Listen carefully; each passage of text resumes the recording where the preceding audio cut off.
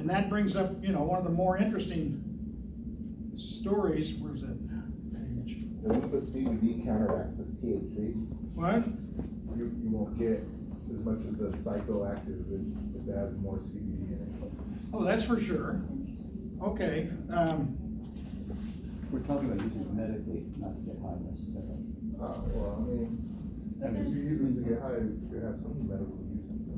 Yes, But you there's can. some like but- medical conditions where like THC has to be activated in order for them to like where some things where they say like THC, you can't just use CBD for like this or. You have to have small amounts of THC in Yeah. order for the CBD to be activated. Right. Okay, as a general rule, indicas have got more CBD in them than sativas. Okay, so this brings up the third point of the book, is this concept of ratio.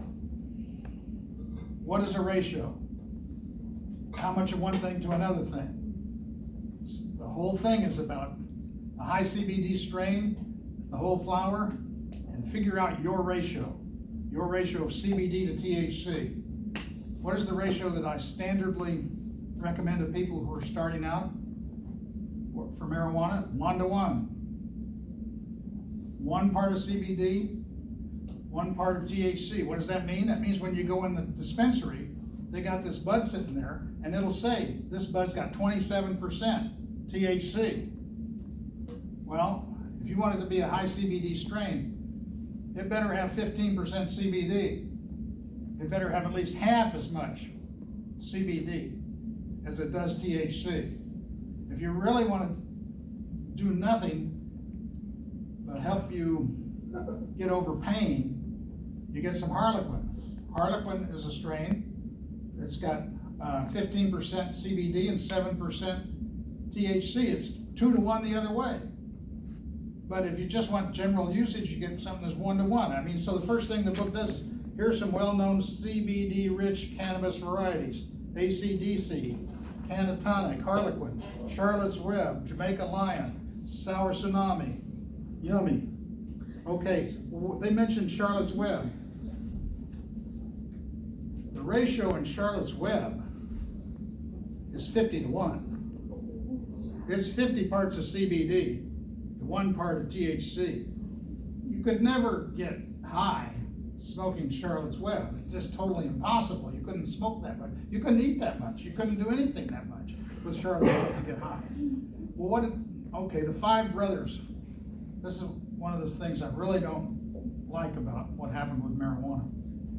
The 5 brothers in Arizona developed Charlotte's Web, and they discovered it prevented seizures. Prevents epilepsy. They had these kids who have 150 seizures a day. And you give them Charlotte's, and they die before they're 6, 7 years old because their brains are shot. You give them Charlotte's Web, they don't have seizures. So what happened because of that? Oh, CBD prevents seizures. So JW Pharmaceuticals in Great Britain got football fields of marijuana under glass. Huge growers of marijuana make Sativex. Sativex is a medical preparation of CBD and THC, which is 1-to-1. Ratio in it is 1-to-1. And it works great for people who have neurological diseases, MS, things like that, where they have muscle spasms, pain. So what happened was all these people with kids with Dravet syndrome, they started moving to Arizona and getting Charlotte's Web for their kids because they couldn't get it in Massachusetts or someplace else. So GW Pharmaceuticals starts extracting, they've been extracting, they start preparing 100% CBD, pure CBD. And there's a lot of CBD in a Charlotte's Web plant. The amount of CBD you get out of a Charlotte's Web plant compared to the amount of CBD you get out of a big hemp plant is like 1,000-to-1. These people growing hemp to make CBD, that's not the way to do it because it's a little tiny bit of CBD in there. But Charlotte's Web plants, marijuana plants, have got tons of CBD in them. Okay, so they extract the CBD and they get permission from the FDA and they do all the studies. lo and behold, they call it Epidiolex. It's nothing but pure CBD from a marijuana plant.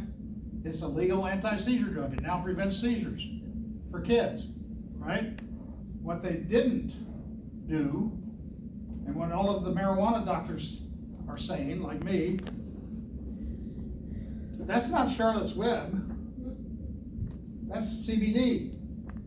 Charlotte's Web's got a little teeny tiny bit of THC in it and other things. Marijuana's got 86 cannabinoids in it. It's got 86 chemicals in it that are medically active, and then terpenoids and other things that are medically active too. Somebody has lately found a terpenoid, a rare terpenoid in marijuana plants that looks like it cures pancreas cancer. And they're getting ready to do the studies on that. And it's just something that marijuana plants make these things. They're genetically much more complicated than the human body, this marijuana plant. Makes all these chemicals. So what did the five brothers do? They can't sell Charlotte's Web to people in Florida. So they grew hemp, harvested CBD, and called it Charlotte's Web and sold it all over the country by mail. It's disgusting. Not nice at all. It's a scam. You know? Well, there you go. I mean, 1970, the Congress passed the Controlled Substances Act. The Controlled Substances Act signed by Richard Nixon. There are hundreds of drugs listed on the Controlled Substances Act. There's 5 schedules, 1, 2, 3, 4, and 5, marijuana and 30 other things. GHB, heroin, these are Schedule 1 drugs. They got, well, that's first of all stupid on the face of it. Marijuana's not a drug. It's just a plant that happens to contain 300 drugs, right? It's not a drug. Are cigarettes a drug? No, but they're a plant that contains nicotine. You know, you got a receptor in your body for nicotine. It's the same receptor for your autonomic nervous system. That's why people like to smoke after eating, because it makes eating the food they just had a better experience. That's why people like to smoke after sex, because it stimulates your autonomic nervous system and makes whatever you just did better. And that's why people, but nicotine is more addictive than heroin. More addictive than heroin. And marijuana, in my way of thinking, is not addictive at all. It's habituating. I mean, I have patients all the time who do what these people in the class are saying. They did it and then they quit. Well, if you're doing marijuana because you have migraine headaches and you quit, your headaches will come back. If you're doing marijuana because you can't sleep and you quit doing it, you won't be able to sleep again. So you don't quit. But there is some tolerance, and the book points it out. It says most of the time you develop a little tolerance. It's not helping you with your problem. You can quit for a week and then it'll help again. So Epidiolex is a Schedule 5 drug. But it's listed. It's a scheduled drug. Marinol, synthetic THC, is a Schedule 3 drug. But THC for marijuana and CBD for marijuana is a Schedule 1 drug. Anything derived from marijuana is a Schedule 1 drug. But CBD derived from hemp isn't. Now that doesn't make sense at all. It's the same drug.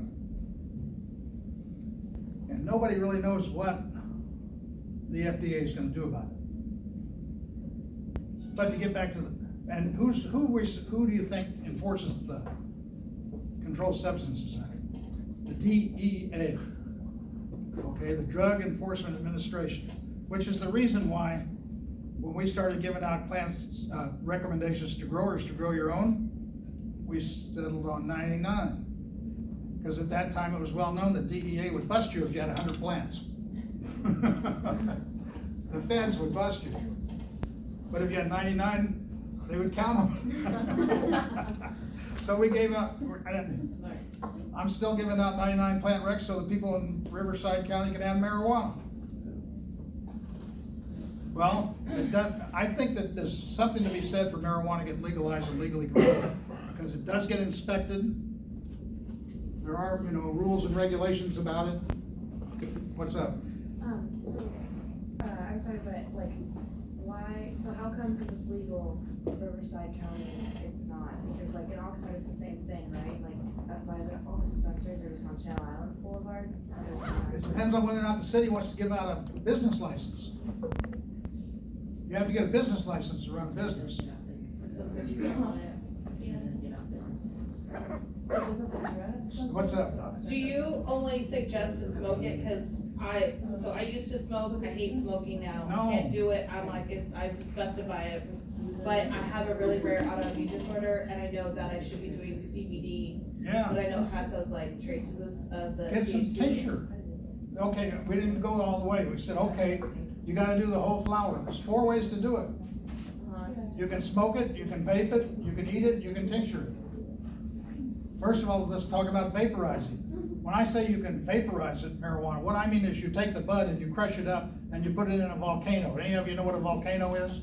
There you go. You put it in the volcano and it blows hot air through the bud, and you get the THC in a bag full of gas, and you inhale the gas out of the bag and you get the THC. There's no smoke.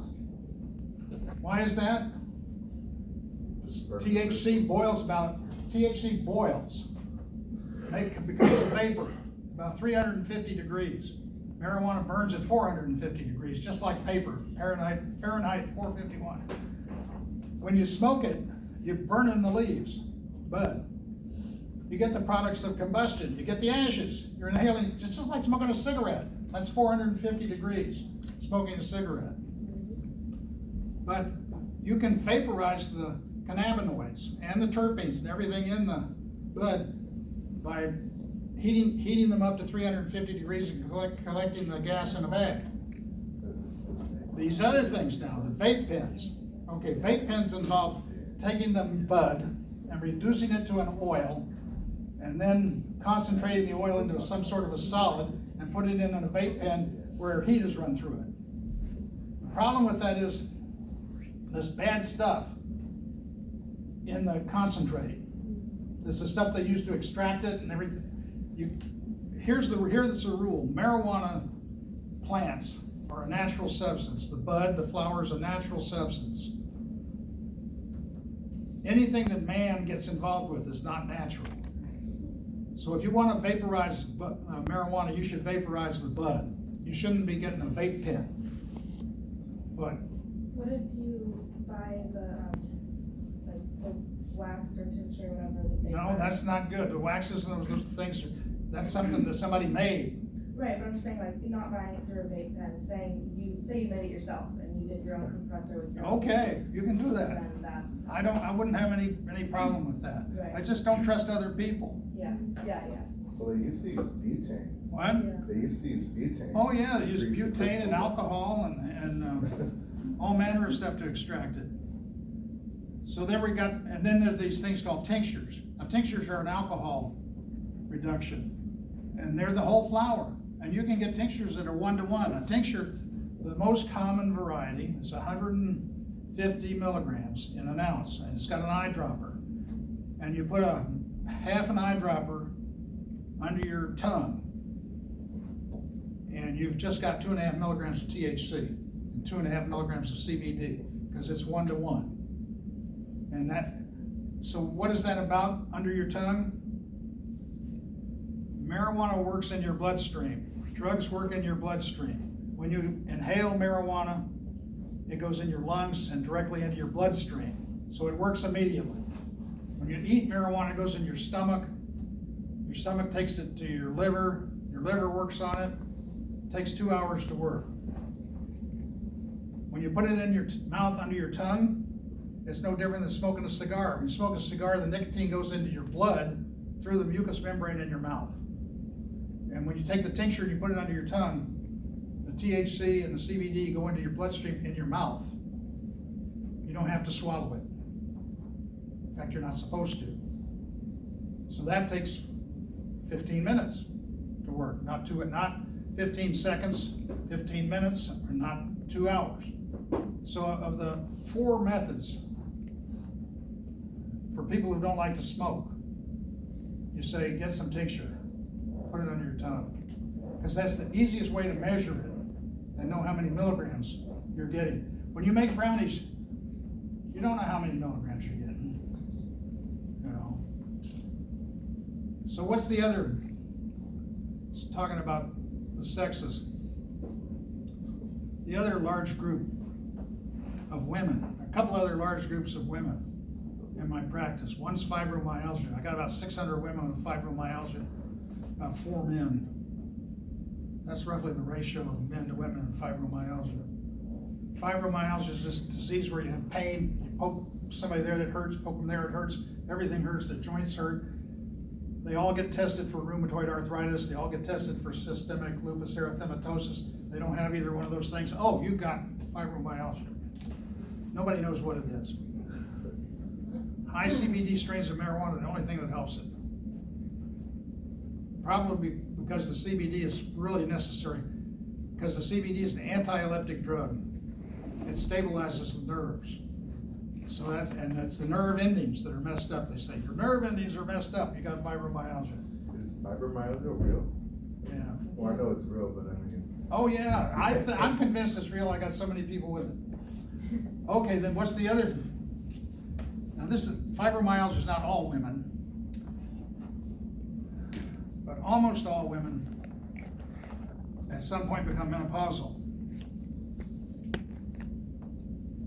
Some women flow through it and they don't know they did it. They just stop having periods. Oh, I'm glad that's over.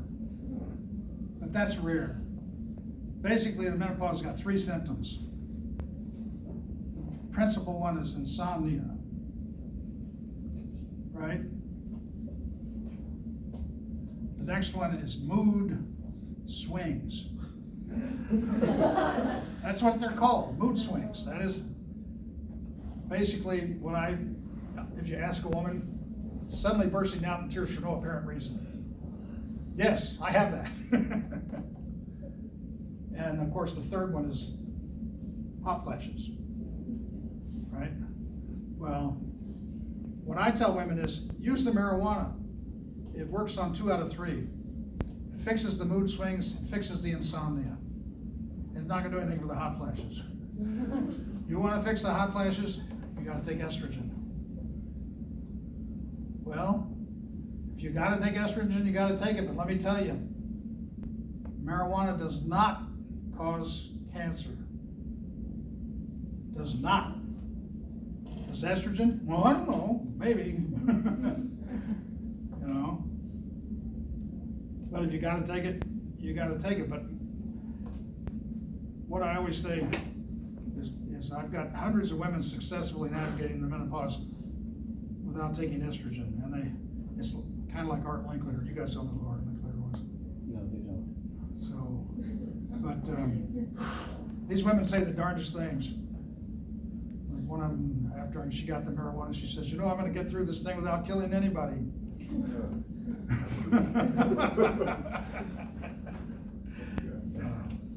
What was your question? Oh, it was just, Okay. yeah, no. So there's a huge group of people, women. What's the next huge group of people? Anyone on Medicare. You can't show me a person over 65 who wouldn't benefit from some marijuana. They can't sleep. You get older, you can't sleep. You got arthritis, everything hurts, works for that. But like I told you earlier, but I want to emphasize this point is, I'm not real scientific about this. I've gone at it strictly from a clinical viewpoint. You got something you want the marijuana to help you with. You figure out a dose of THC that helps you sleep, and it will help you with that. Whatever it was you wanted help with, whether it was pain, anxiety, depression, whatever it was, you figure out a dose of THC that will help you sleep, and you don't take more than that, and that's what you take. And then we get back to this idea of the ratio of CBD to marijuana to THC. That'll determine your dose of CBD. The ratio determines the dose. If you're gonna have 2 to 1 CBD, you're taking 5 milligrams of THC, you're gonna get 10 milligrams of CBD. Because you're gonna keep the ratio constant.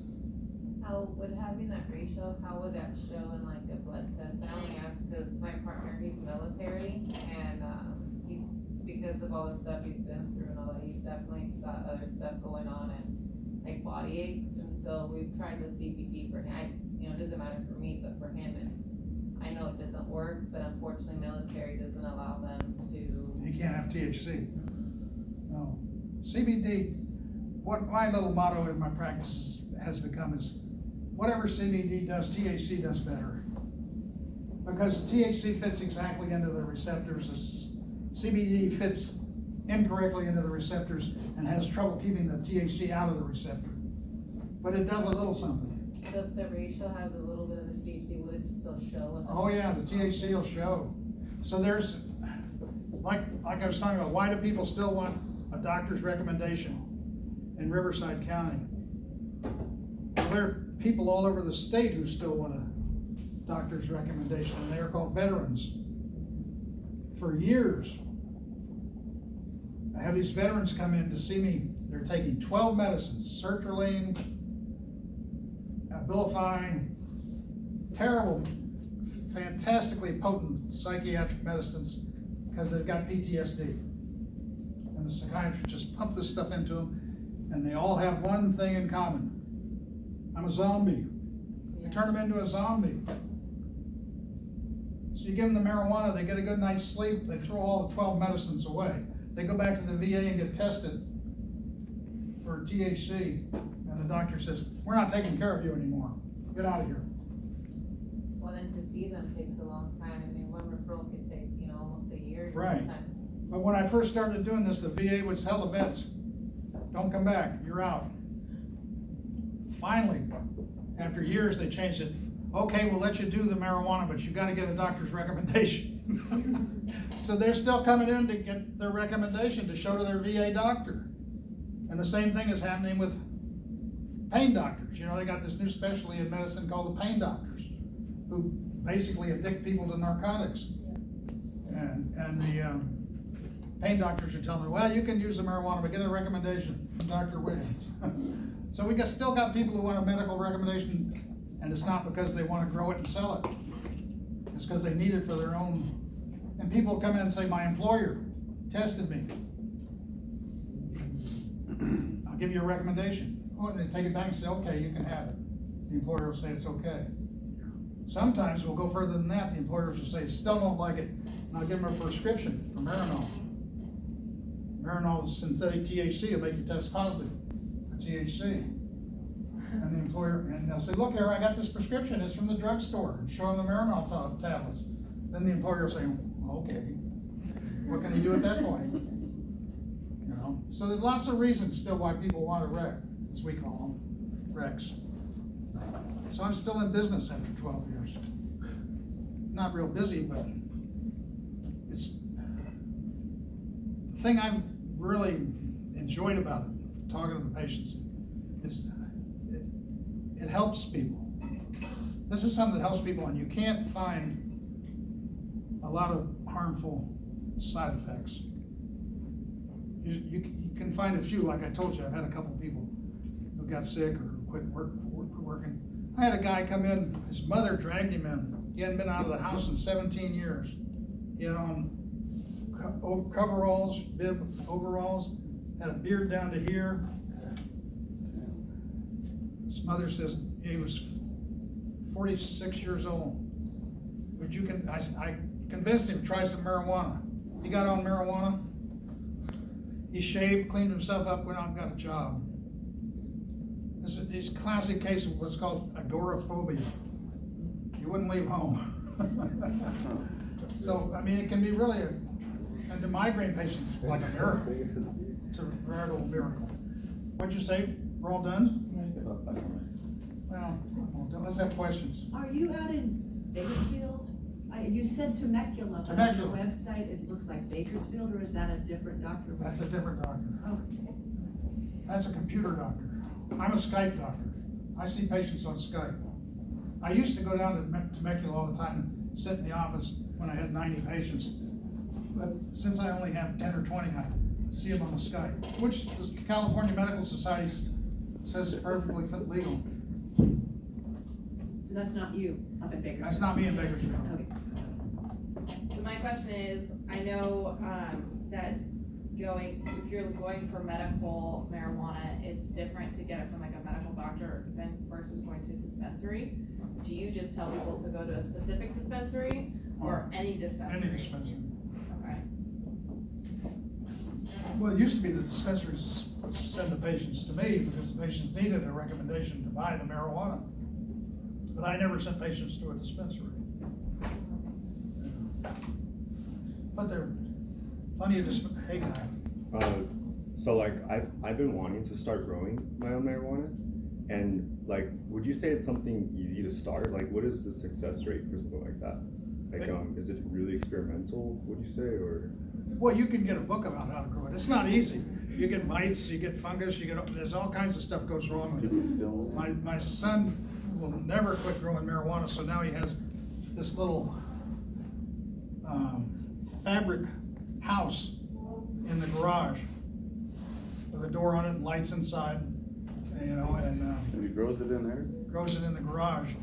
And it's about the size of that area over there where the desk is, and he can grow like 24 plants in there. And it's just for his own use, you know, because Do you have to go to the hydroponic store or something? Is there like the hydroponics? Do they- well, they don't grow it hydroponically. They grow it under lights, but it's in a pot with earth in it instead of in a hydroponic solution. Like, have you ever been to Balick Tomatoes out in Fillmore?